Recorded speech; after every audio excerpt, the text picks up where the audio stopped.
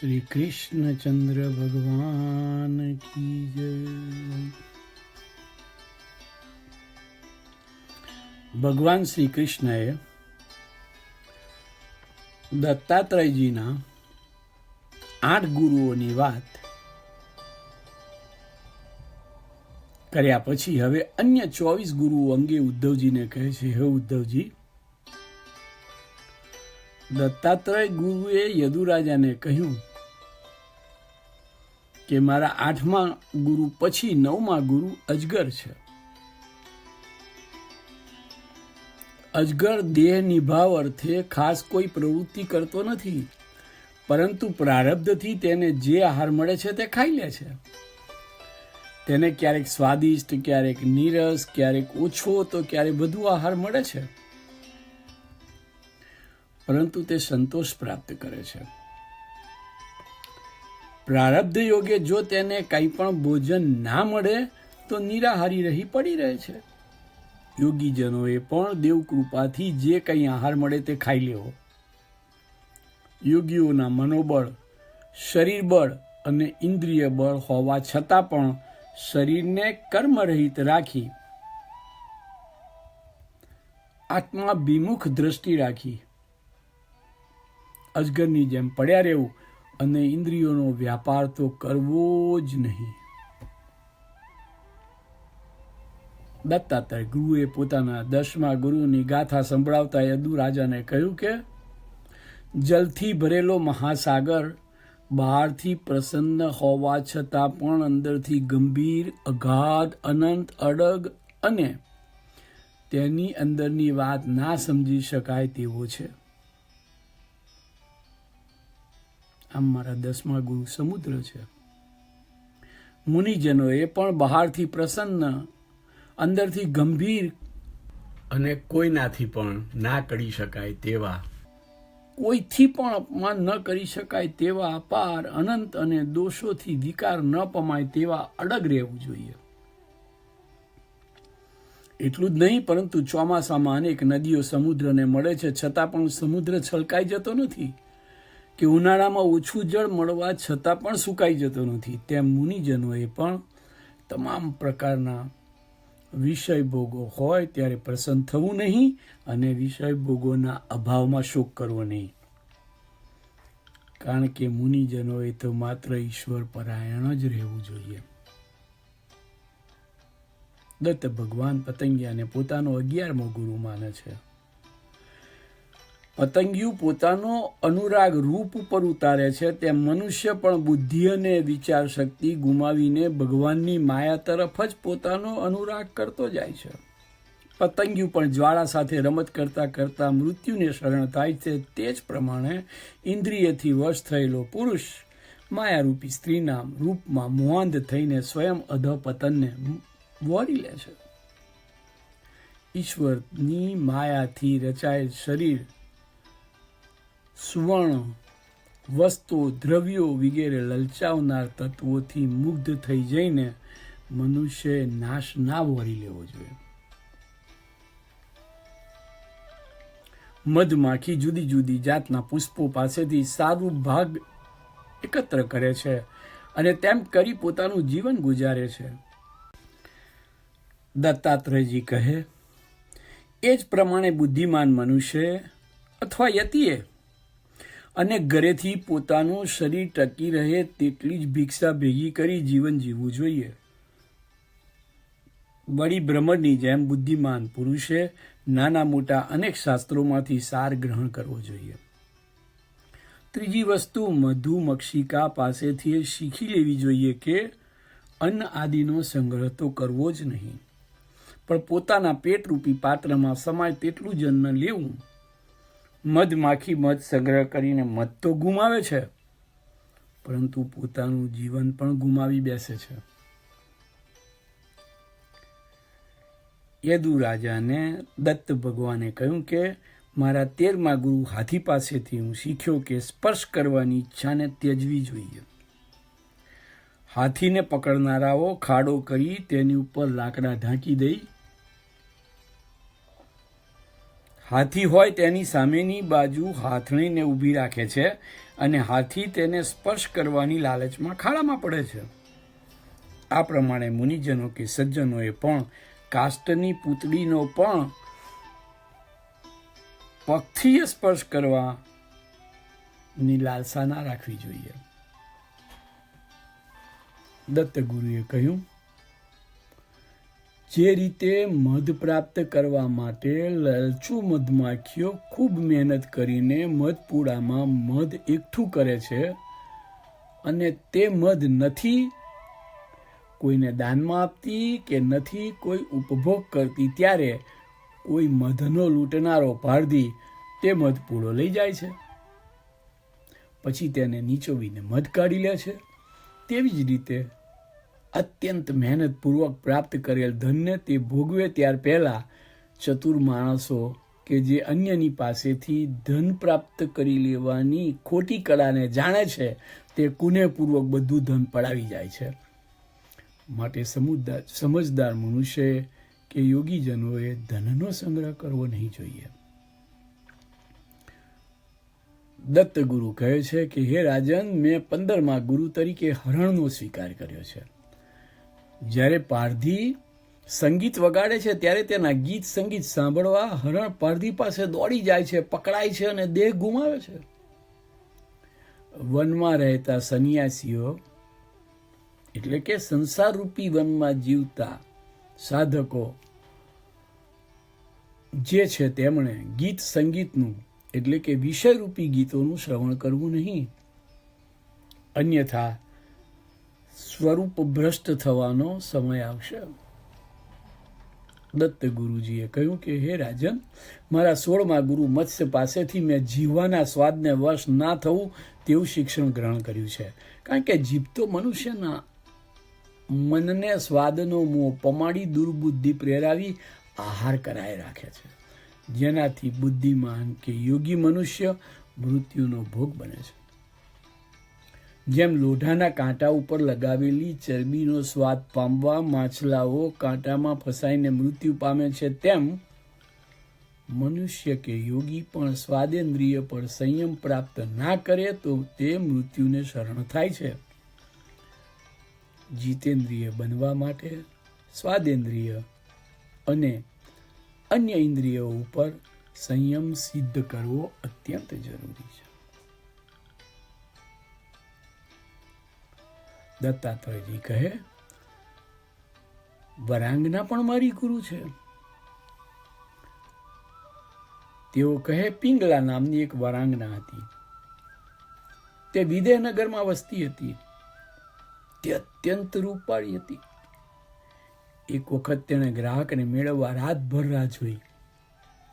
મટકું માર્યા સિવાય તે ધન સંપન્ન ગ્રાહકની રાહ જોતી જ રહી અને રાત વીતતી જ ગઈ, પરંતુ તે વરાંગનાની આશા ઠગારી નિવારતા તેનામાં વૈરાગ્ય ઉત્પન્ન થઈ ગયો. મનુષ્યએ દેહનું બંધન કરનાર દુઃખ દે તેવા વિષયોની આશાઓને ત્યજી જ દેવી જોઈએ.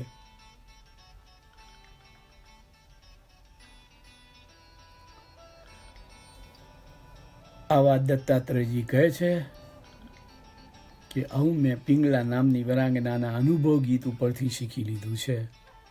એ અધુરાજા, વરાંગના પણ મારી ગુરુ છે. ટીટોળી. દત્ત ભગવાને કહ્યું, હે રાજન, મારા 18મા ગુરુ તરીકે મેં ટીટોળીની સ્થાપના કરી છે. જ્યારે મનુષ્ય પોતે પ્રાપ્ત કરેલી વસ્તુ પ્રત્યે અત્યંત પ્રીતિ દાખવે છે ત્યારે તે તેનો સંગ્રહ કરે છે અને પોતાનું સ્વામિત્વ ઊભું કરતા દુઃખી થઈ જાય છે. પરંતુ જો મનુષ્ય પરિગ્રહ ત્યજી દે તો તેને સુખ જ પ્રાપ્ત થાય છે. એક વખત એક ટીટોળી પોતાની ચાંચમાં માંસનો ટુકડો લઈને જઈ રહી હતી. તે સમયે તેનાથી થોડા મોટા અને સશક્ત પક્ષીઓ કે જેમને તે માંસનો ટુકડો જોઈતો હતો તે ટીટોળીને ચાંચો મારવા લાગ્યા. પ્રારંભમાં તો તેને તે ટુકડો ના છોડ્યો, પરંતુ એકાએક તેને સમજ આવી ગઈ કે તરત જ તેણે માંસનો ટુકડો પડતો મૂક્યો એટલે બધા જ બળવાન પક્ષીઓ માંસ ખાવા પાછળ પડ્યા અને ટીટોડી પોતાના રસ્તે સુખી થતી થતી ચાલી ગઈ. આ મનુષ્યએ પોતાની પ્રિય વસ્તુઓનો પરિગ્રહ કર્યો હોય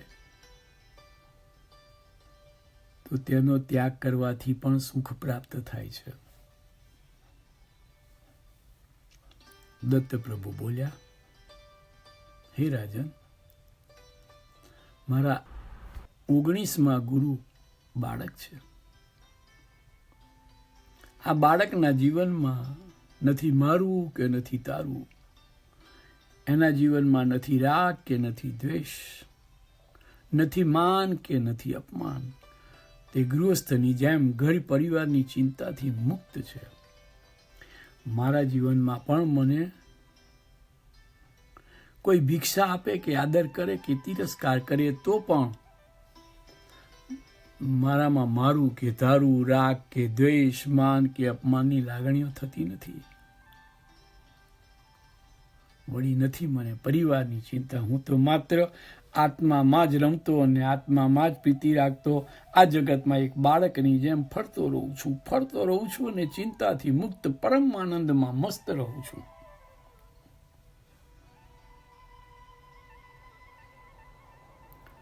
દત્તાત્રેય કહે, હે યદુવર, મેં કુમારી કન્યા પાસેથી જે બોધપાઠ ગ્રહણ કર્યો છે તે પણ સમજાવું. એક વખત એક ગામમાં એક ખાનદાન કુટુંબની કન્યા, આ કન્યાના માતા પિતા કોઈ કામ માટે બહારગામ ગયા હતા. તે વખતે અણધાર્યા એક અતિથિ આવ્યા. આ અતિથિ તેનો વિવાહ કરવા બહારગામથી માગું લઈને આવ્યા હતા. તેમણે તેમનું સુંદર આતિથ્ય કર્યું અને ઘરમાં ચોખા પણ નહીં. ઘરના છેક અંદરના ભાગમાં જઈ ડાંગર તે ખાંડવા લાગી ત્યારે તેના કાંડે પહેરેલા કંકણો અવાજ કરવા લાગ્યા. તેને થયું, મહેમાનોને ખબર પડશે કે હું ડાંગર ખાંડવા બેઠી છું તો અમારું દારિદ્ર્ય છતું થશે. એમ વિચારી તેણે બંને હાથમાં 2 કંકણ રાખી ખાંડવા માંડ્યું. પરંતુ તેનો અવાજ થતાં તેણે બંને કાળામાંથી કંકણ કાઢી નાખ્યા અને અવાજ બંધ થઈ ગયો. મેં આ કન્યા પાસેથી એવો ઉપદેશ ગ્રહણ કર્યો કે વધુ માણસો પાસે રહેવાથી અવાજ થાય છે, કલહ થાય છે, કંકશ થાય છે, ક્લેશ થાય છે. જેણે પરમાત્મા પાસે જવું છે તેવા મનુષ્ય કે યોગીજને ધ્યાન, જ્ઞાન કે ચિંતન વગેરે કરવું જ હોય તો લક્ષ્ય સાધવા માટે એકલા જ રહેવું અને એકલા જ વિચરવું. દત્ત ગુરુ બોલ્યા, હે રાજન, બાણ બનાવનાર તે પણ મારો ગુરુ છે. એક વખત એક બાણ બનાવનાર બાણ બનાવતો હતો ત્યારે તેનું મન બાણ બનાવવામાં એવું તો તલ્લીન થઈ ગયું હતું કે તેના ઘર પાસેથી વાજિંત્રોના નાદ કરતી સવારી પસાર થઈ ગઈ. છતાંય તેને તેની ખબર જ ના રહી. તેની પાસેથી મને એવો બોધપાઠ મળ્યો કે બુદ્ધિશાળી મનુષ્યો અને યોગીઓએ પણ પોતાનું મન એકાગ્ર કરવું જોઈએ જેથી તેને બાહ્ય કે ભીતરમાં લક્ષ્ય ના રહે. જો મનુષ્યએ બ્રાહ્મી સ્થિતિ પ્રાપ્ત કરવી હોય તો મન એકાગ્ર કરવું જ પડે. એટલે કે પ્રાણાયામ કરવો જોઈએ. પ્રાણાયામ સિદ્ધ થયા પછી ઇન્દ્રિયજન્ય પદાર્થોમાંથી વૈરાગ્ય પ્રાપ્ત કરી સતત અભ્યાસ દ્વારા મન પરમાત્મામાં જોડી દેવું જોઈએ. ધીરે ધીરે મન કે જે હંમેશા સ્થિર અને ચંચળ રહેવા વાળું છે તે સ્થિર થઈ જતા અત્યંત શાંત બની જઈ પરમાનંદનો અનુભવ કરે છે. યોગીજનોએ પણ મન ભગવાનમાં એકાગ્ર કરવું જોઈએ કે જેથી તેને બાહ્ય કે અંતર જગતનો ખ્યાલ જ ના રહે. સર્પ, એ યદુ રાજા, મેં મારા ગુરુજી સર્પ પાસેથી પણ ઘણા ગુણો પ્રાપ્ત કર્યા છે. સર્પ એકલો રહે છે, નિત્ય વિચરતો રહે છે, સચેત રહે છે, રાફડામાં સંતાઈને રહે છે અને કોઈને પણ ખબર પડતી નથી કે તે ઝેરી છે કે ઝેરી નથી. તે હંમેશા બીજાના દરમાં પડી રહે છે. મુનિજનોએ પણ સર્પની જેમ એકલા જ વિહાર કરવો એક સ્થાને ન રહેવું, સર્પની જેમ હંમેશા સચેતન રહેવું, ગુફાઓમાં ગુપ્ત રીતે વસવું, પોતાના આચાર અને વ્યવહારથી કોઈને પણ જાણ ન કરવા દેવી કે પોતે મુનિ છે, તે ઉપરાંત પોતાનું ઘર પણ ના બાંધવું. દત્ત પ્રભુએ કહ્યું, કરોડીઓ પોતાના શરીરમાંથી લાળ પેદા કરીને મુખ દ્વારા તેને ફેલાવે છે, તેને સાચવે છે અને સમેટે છે. તેમ ઈશ્વર પણ આ જગતનું સર્જન કરે છે, જીવરૂપ ધારણ કરી તેમાં વિહાર કરે છે. આમ તેને સાચવે છે અને અંતે તેને સમેટી પણ લે છે. આ રીતે ઈશ્વર પોતાના માયાબળથી જગતનું સર્જન, પોષણ અને લય કરે છે. આ જ ભગવાન શ્રીનારાયણની લીલા છે. કરોડિયાની વાત કરી દત્તાત્રેયજી કહે, હે યદુરાજ, મારા 24મા ગુરુની વાત સાંભળો. ભમરી એ મારો 24મો ગુરુ છે. મનુષ્ય પ્રેમથી, દ્વેષથી, અનુરાગથી કે ભયથી બુદ્ધિ દ્વારા મનને જેમાં તેમાં પરોવી રાખે છે, અને જેમાં જેમાં તે મનને પરોવી રાખે છે તેવું તેવું તેનું સ્વરૂપ ધારણ થતું જાય છે. કીડાને ભમરીએ દંશ દઈને પોતાના દરમાં પૂરવી દીધો. આ દંશની વેદના એવી હતી કે કીડો દરમાં બેઠો બેઠો સતત ભમરીનું જ ધ્યાન ધરતો હતો. ફલતઃ તેનાથી કીડાના દેહનો ત્યાગ કર્યા સિવાય ભમરીનો દેહ ધારણ થઈ ગયો. મનુષ્ય પણ સતત કોઈ પણ ભાવે ભગવાનનું મનથી ધ્યાન કરે તો તે ભગવત સ્વરૂપને કેમ પ્રાપ્ત ના કરી શકે? દત્તાત્રેયજીએ પોતાના 24 ગુરુ તો ગણાવ્યા, પરંતુ તેમની વાણીનો પ્રવાહ ચાલુ હતો. તેઓ બોલ્યા, હે યદુરાજ, મેં જે 24 ગુરુઓની વાત કરી તેમની પાસેથી હું બોધપાઠ શીખ્યો છું, અને જે શીખ્યો તે આચરણમાં પણ મૂકી રહ્યો છું. દેહ મારો ગુરુ છે. દેહ મારો ગુરુ છે, તેની પાસેથી પણ બોધપાઠ શીખવા જેવો છે. આ દેહ તો મનુષ્યને વાસ્તવમાં દુઃખરૂપી ફળની અનુભૂતિ જ કરાવનાર છે. જ્યારે પણ આત્મા શરીરનો ત્યાગ કરે છે ત્યારે તે શરીર પ્રાણીઓનો ભક્ષ્ય થવાનું છે, અથવા તો જંતુઓનો ખોરાક બની જવાનું છે, કે બળીને રાખમાં પરિણમવાનું છે. એવું સમજીને હું શરીર સાથે અસંગી થઈને વિવેકપૂર્વક વિચરું છું. વિવેક એટલે સારા અને ખોટાનું સંપૂર્ણ સભાન. દેહ વડે જ તત્વ અંગે વિચાર થઈ શકે છે. એ રીતે તે ઉપકારી હોવા છતાં પણ છેવટે એ દેહ તો આપણો રહેતો જ નથી. આ દેહ અને ઇન્દ્રિયોને પ્રસન્ન કરવા માટે મનુષ્ય પોતાનો સમય અને અમાપ શક્તિઓ વેડફી નાખીને પોતાનું જીવન છિન્ન ભિન્ન કરી મૂકે છે. પરમાત્માએ પોતાની માયાથી અનેક શરીરો પેદા કર્યા. અંતે મનુષ્ય શરીર ઉત્પન્ન કર્યા પછી તેમને પણ અતિ આનંદ થયો હશે. આમાં શરીર અનિત્ય છે, છતાં પણ આ શરીરથી જ ધર્મ, અર્થ, કામ અને મોક્ષની પ્રાપ્તિ થઈ શકે છે. માટે મનુષ્યએ દૈવયોગે પ્રાપ્ત કરેલા શરીરનો સંપૂર્ણ વિવેકપૂર્વક ઉપયોગ કરવો જોઈએ. સામાન્ય રીતે મનુષ્ય પોતાની ઇન્દ્રિયોને સંતુષ્ટ રાખવા માટે પોતાનું જીવન વેડફી નાખે છે. પરંતુ હે યદુરાજ, મને આવા અનેક ગુરુઓ પ્રાપ્ત થયા પછી જે વૈરાગ્ય સાધ્ય થયો, તેનાથી એક જ્ઞાન દીપનું મારામાં પ્રાગટ્ય થયું છે.